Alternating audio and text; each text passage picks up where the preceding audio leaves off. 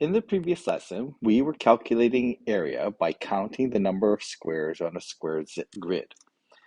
Now, we can also use a formula to calculate the areas, but we have to be careful when we use the formulas that we're always using the right measurements, and we need measurements that are 90 degrees to each other.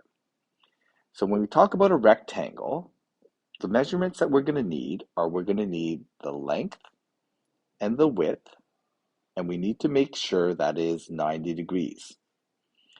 As long as they're 90 degrees when we have length and width, so if I have length pieces and width pieces, I'm going to make squares when I do that. So as long as length and width are 90 degrees, our formula is going to be length times width.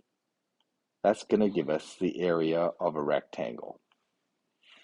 To make squares, we just need length and width, but because a square is the same on both sides, we have side times side. So we're going to simplify that by just saying side squared is going to give us area for squares. And it's really the same as doing length times width. For the parallelogram, we need to make a rectangle. And to make this rectangle, what we can say is that this rectangle has the same area as the parallelogram. And that rectangle is going to use this length. And as long as the measurement is 90 degrees, we have a height. We have a height here. As long as it's 90 degrees, we do not measure. This is a length that we're not going to use this length here because that's not 90 degrees. So that's bad. We want the 90-degree length, and we have length times height.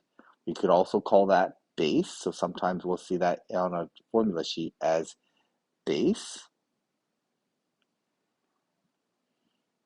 We can say base times height is going to give us the squares.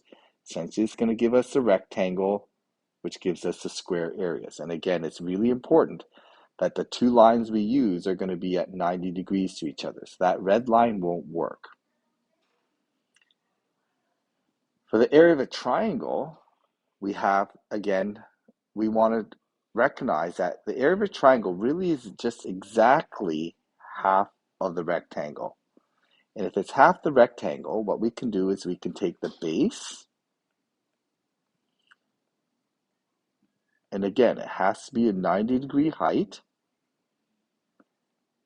We're going to take that height,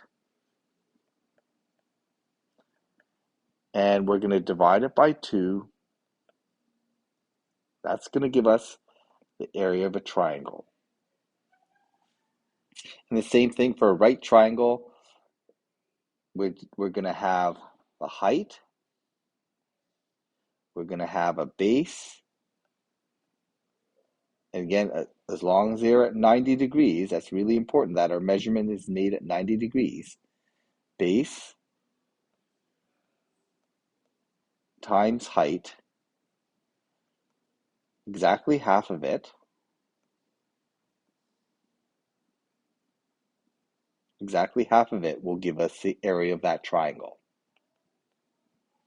And if we want to see half of that triangle, we could just see that, half of the rectangle, we can see that the base times height will give us that triangle or the rectangle, and half of it will make up that triangle.